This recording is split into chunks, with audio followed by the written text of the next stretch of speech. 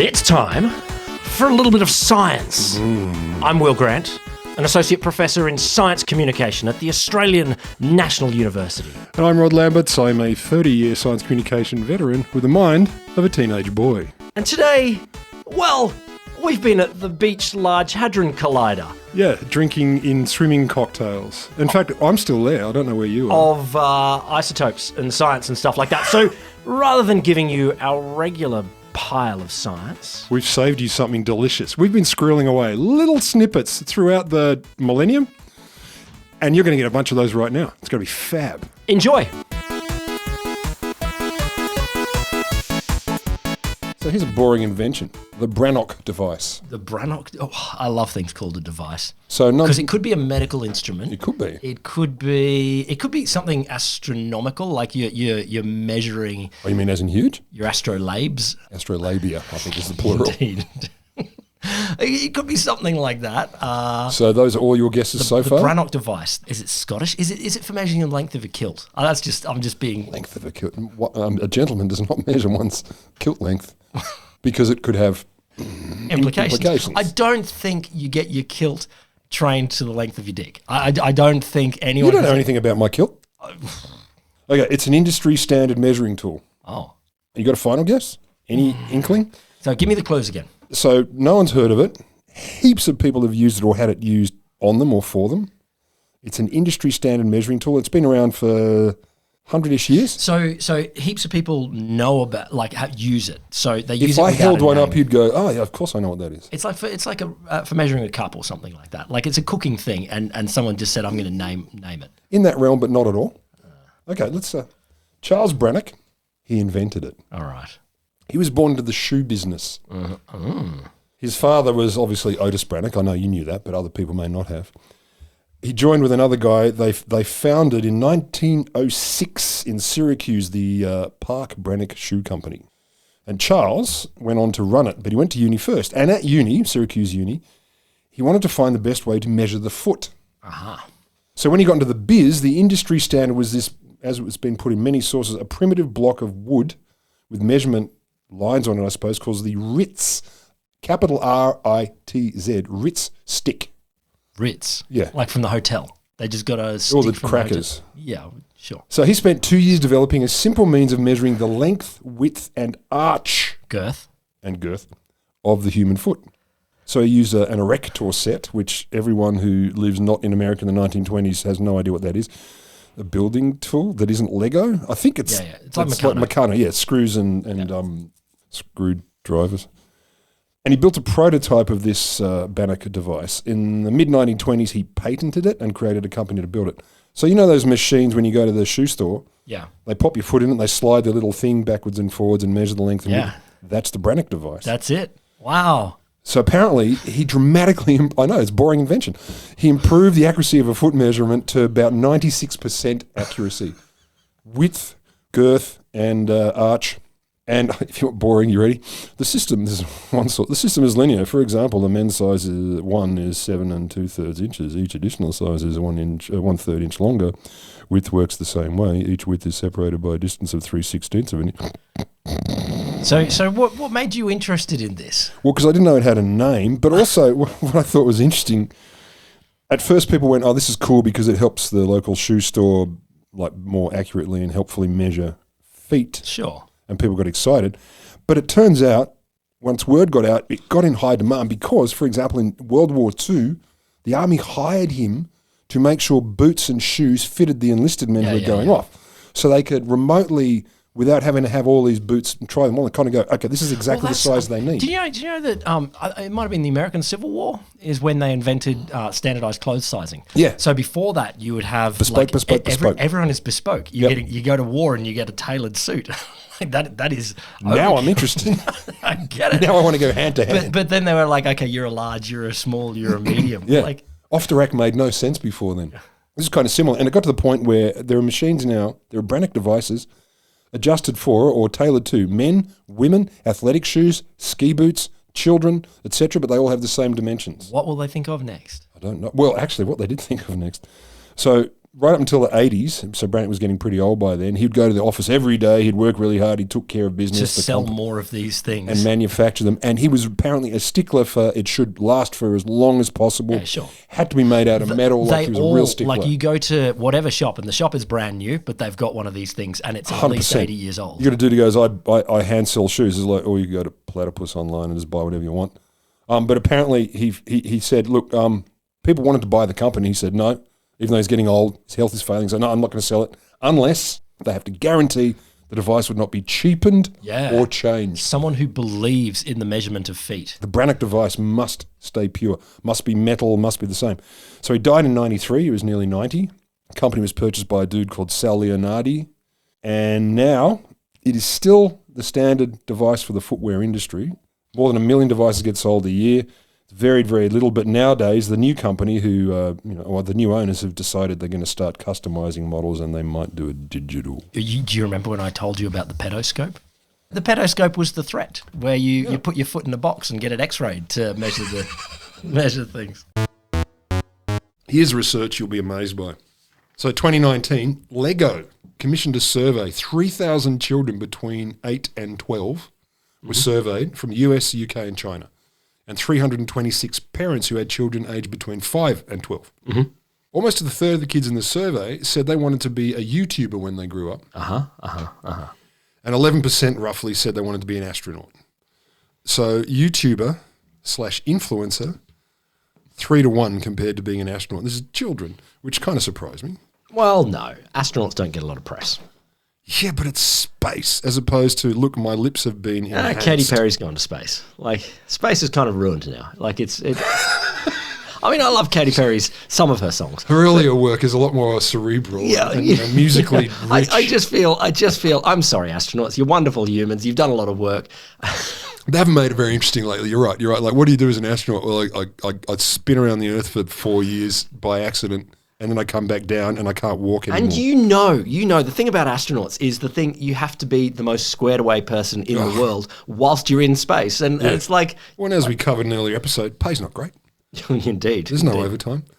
But these people were surprised by this. But however, it depended whether they were Chinese, UK or US. So more than half the kids from China wanted to be an astronaut. Okay, so they're still a little bit older school. Yeah, Chinese kids are more interested in the fun of astronautics. But in the US and the UK, yes, it was much, much lower. So this kind of surprised the makers of Lego. But then a new study spun off from this, from the journal, which I'm sure you're fully aware of, Telematics and Informatics. Researchers from Poland and Oxford we're going to dig deeper into this shit about this YouTuber business and this influencer stuff.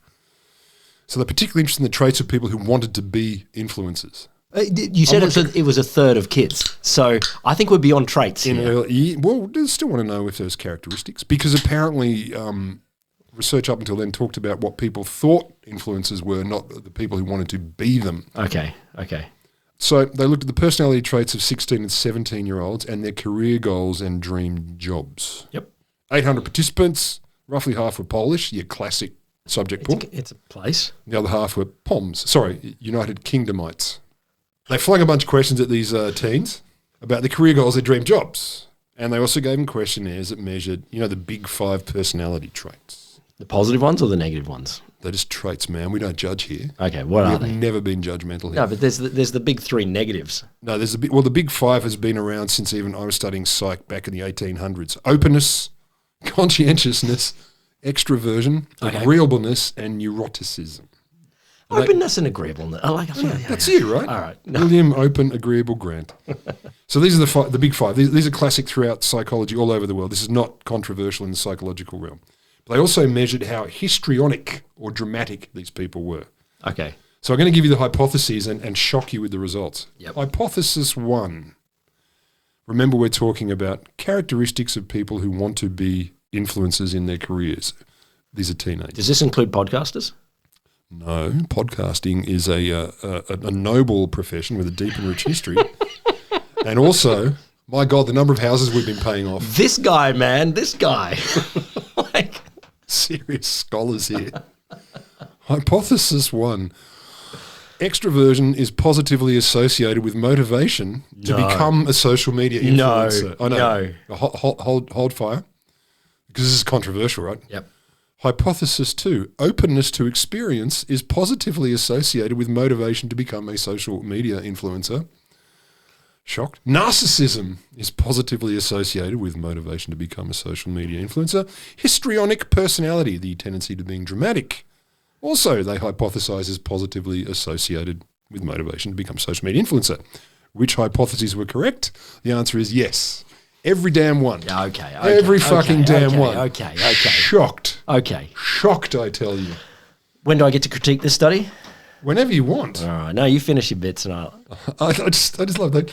The summaries, researchers found those with heightened extroversion, heightened narcissism, and histrionics were more likely to be interested in the influencer life. And you're like, these traits correlate with the desire to be seen and validated by others, much in the same way as theatre kids. No. It's not research. It's fucking duh. No, but I do like any sentence in your conclusion or your discussion that ends in much the same as theatre kids. Like I feel like if I could get that into half of my papers. What a technical term too. Much the same as theatre kids. Theatre kids. Love you to bits, theatre kids. You are the glue that will save the world. It's just, I think it's gold.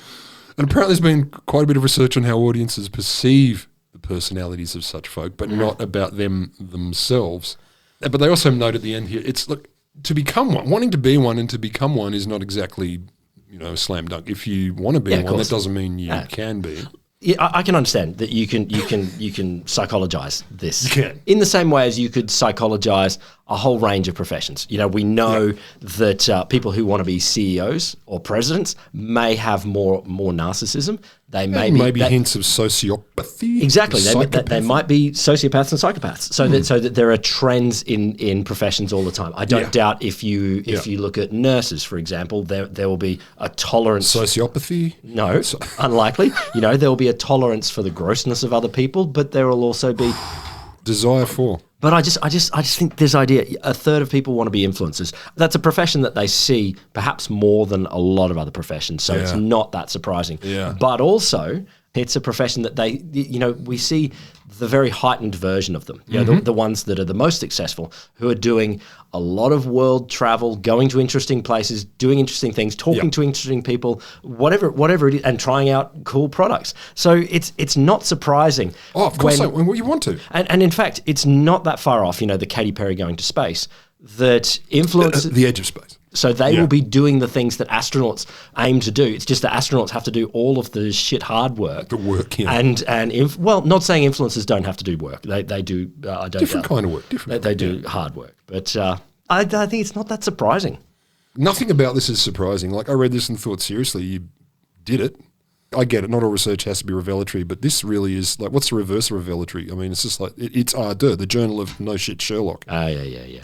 Anyway, there's some real information for you. That's research. I'm sorry, I'm going to say it didn't need to be done. So I got some dispatches from the culture wars. Are they still going? Yes. I thought we'd won or lost. Who's we? Well, it depends. One version says that they are always still going. We are always at war with Eurasia. Mm-hmm. Another version says that some people lost and some people won. Look, I've been fascinated with this story for ages, and it's always interested me because it's something that doesn't matter, but it does matter. You blow my mind, man. Baby names. Oh, I love this. So of course it matters enormously. Yeah. You choose your kid's name, and that's the thing they bear for the rest of their life. Can I spruik my my side hustle that we've talked about before? Yeah, go. All people who, before you name your kid, particularly if you think it's a bit of a quirky name, you should send them the list of names to me, because I will punish them from every angle to find how kids will pick on them. Yeah, okay. For that name. Yeah. I have a gift for this. Does it rhyme with fart or? Yeah, or anything. Like I'll find things you never imagined. So if you send me the names, plus, I don't know, let's say Bitcoin to the value of $4 or $5 grand Australian, that'll do. I'll bulletproof it for you. I actually think that would be a good service. I'm not terrible at it. I'm really not. Like, if you want to find a way to abuse someone because of their name, I'm your guy. Well, I got some names for you that you might. The pressure's on. You will see interesting things about straight away.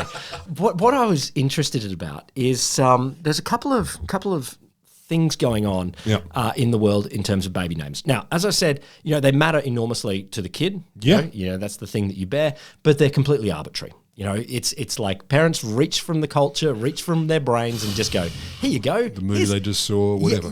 Or where they rooted. This is what they where they rooted. We're calling you back of the car.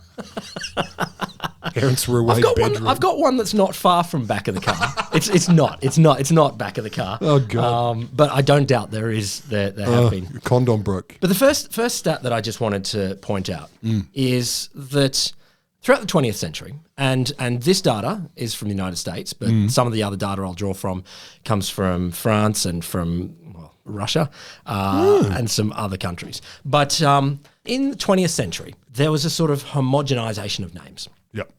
Like the top 10 list of names for the year, whether it's Jennifer, Michael, John. I don't want to be like mean, that. but is William one of them? It probably was at some point. I don't know where they were. But they change every year.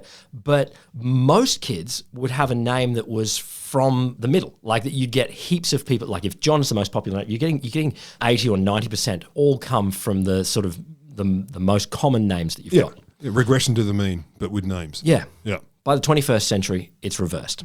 By 2020, only 7% of babies in the US were given a top 10 name. Really? So what we've done is So that means they're not top 10. Well, they're still top 10. They're still top 10, but they're just not as big. Like, say the name John in 1950 would have been super popular, and there would have 90% of Midwestern men. I think it was 90% of men in that year. Yep. And say if that was the top name. Now don't quote those stats. But by 2020, the top name is much smaller. Like it's just it's still top, but by a much smaller margin. There's a whole long tail of other names out there. Now, what's going on there? Some people reckon, okay, we used to all watch the same culture. We'd name the kids after the sitcoms or something like that. Here's the Doogie. Yeah, Doogie. Opie. Cheers. This is my daughter friends. Alf. But here's the thing: some people are saying, okay, there's a split in the culture where people are not watching the same stuff. Now full pushback. Yeah. So I've always been interested in, this idea of red state, blue state TV. Yeah. And so people are naming baby names in a lot of different ways. But what I wanted to draw on is this is a great study that is looking at the difference between red state and blue state baby names. Oh, I'm very excited. So there is, of course, a lot of overlap in the names. You probably get a lot of names in common. You got your Chads and your Biffs and your...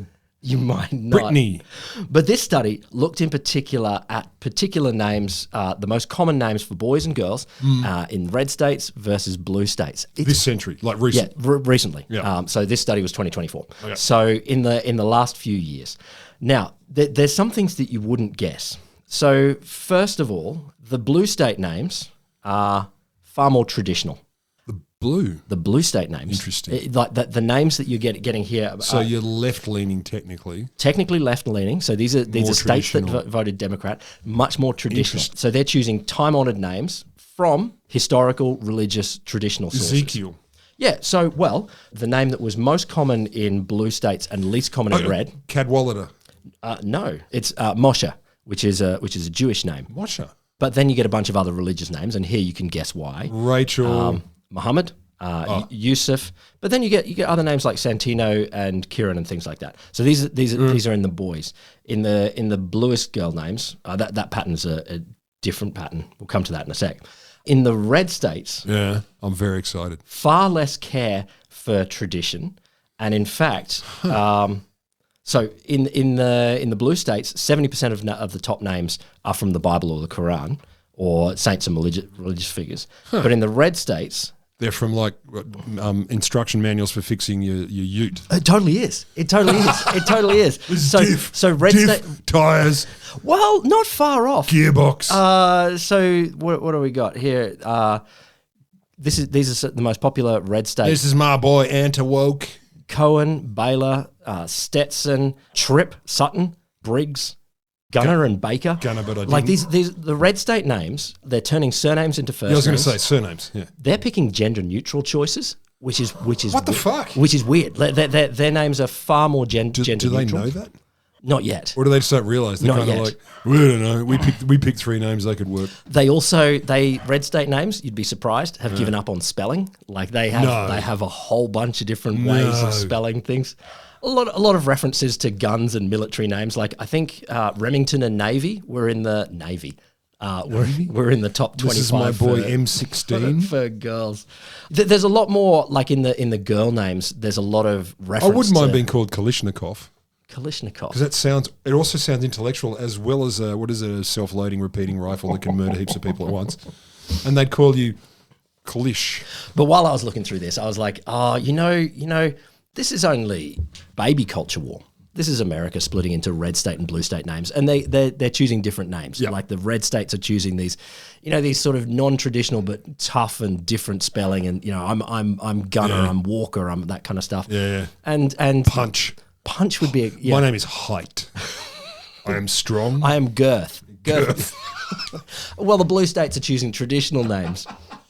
I'm changing my name to Girth. But I thought, we could go back in time and look at some of the culture wars that went the whole hog. Please. So I've got some from the Soviet Union and the French Revolution. Excuse me, Soviet Union. And I was just like, oh, you guys. Come on. So my favorites, there's a bunch of these, and I don't know how well they translate from Russian into English, but there is Revolda, Child of the Revolution, or Pilatike, that's basically the name of the 5-year plan. So you'd be called 5-year plan. Oh, Jesus Christ. A submission to the Senate review on R&D. Okay. But a lot of them, there's a whole bunch of different versions where they take Marx, Engels, Lenin, Stalin and sort of mash them up. So there's a bunch of people. Engels style? Yeah.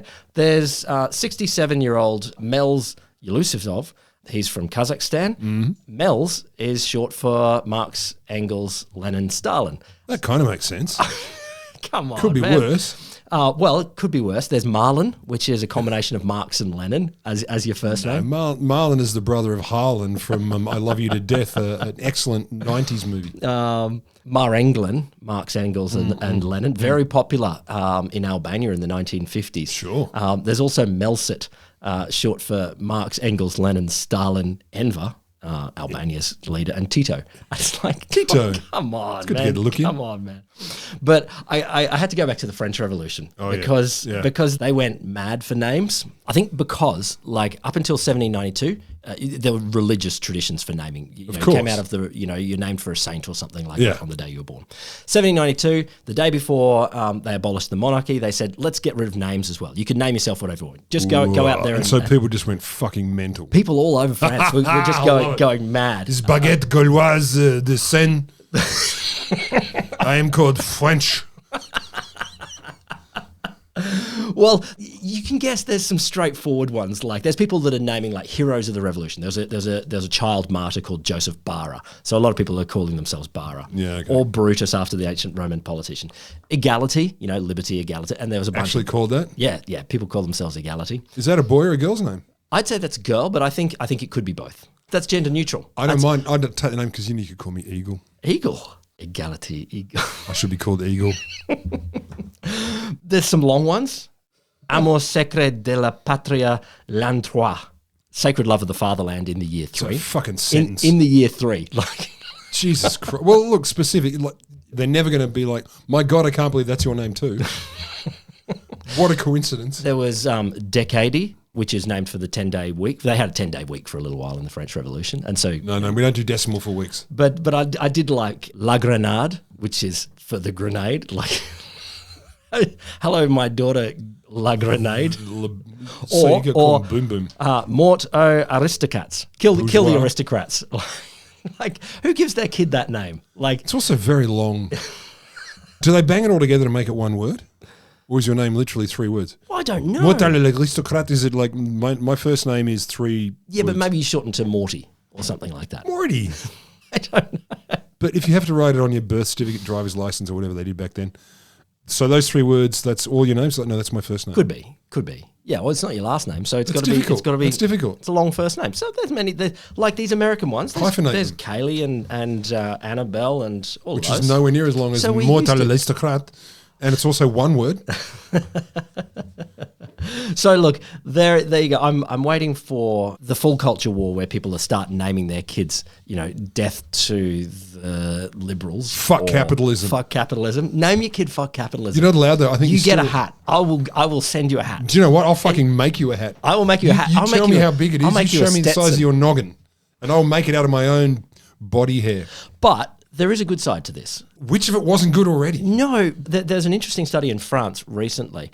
While we're seeing a split in American naming, you call it a schismogenesis, where different groups of people are pulling further apart by choosing names that are totally different to each other, so you won't be identified. Is that the literal definition of schismogenesis? Yeah, totally. That's what it says in the dictionary. But there was a study that in France, by the third generation after immigration, so you get an immigrant, just a small fraction, like 23%, still have names that you can identify from the ethnic community that you came from. From the mother or fatherland. From the mother or fatherland. Right. But it's not just on the immigrant side.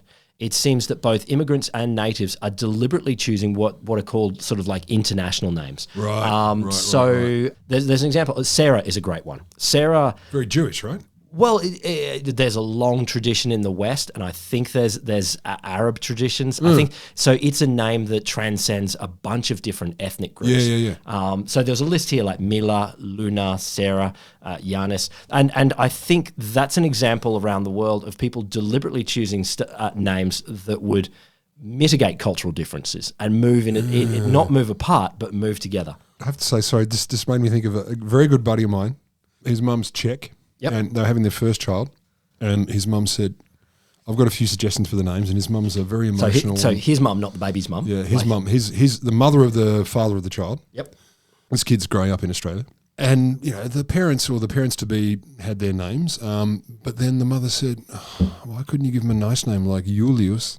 Julius. Julius, not Julius. And Julius is not a great name in Australia anyway. That's fine. It's not going to give you... It's not putting you in front of the game. In primary school as a boy, it's not going to help. And the other one was Helmut. And she was mortified that the parents pushed back and said, we're not going to do that. And she's like, why do you hate our culture, et cetera, et cetera. But I just thought, this is when I first thought of my idea about my business. But look, you can understand parents in that point trying to find a name that says, recognising the history, but Helmut might be a little bit far in current Australian naming, but maybe there's somewhere in the middle. You've got to think about the context in which this person will... Like fuck capitalism. I'm on board.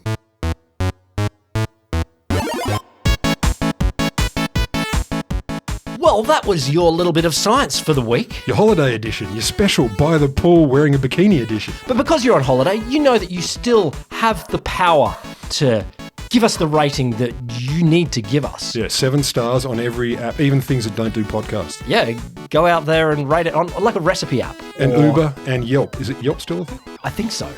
I don't know. I'm at a restaurant. And listener, if you've got some topics that you want us to explore, tell Will. How would we tell Will? His number is 0405. Not like that. Cheers at a little bit of science.com.au. Do that. We want your stories. Yeah, we want to hear from you. Love you, listener. Enjoy the pinas colada. Oh, and the Pina colada. Pina coladia. Pina coladia.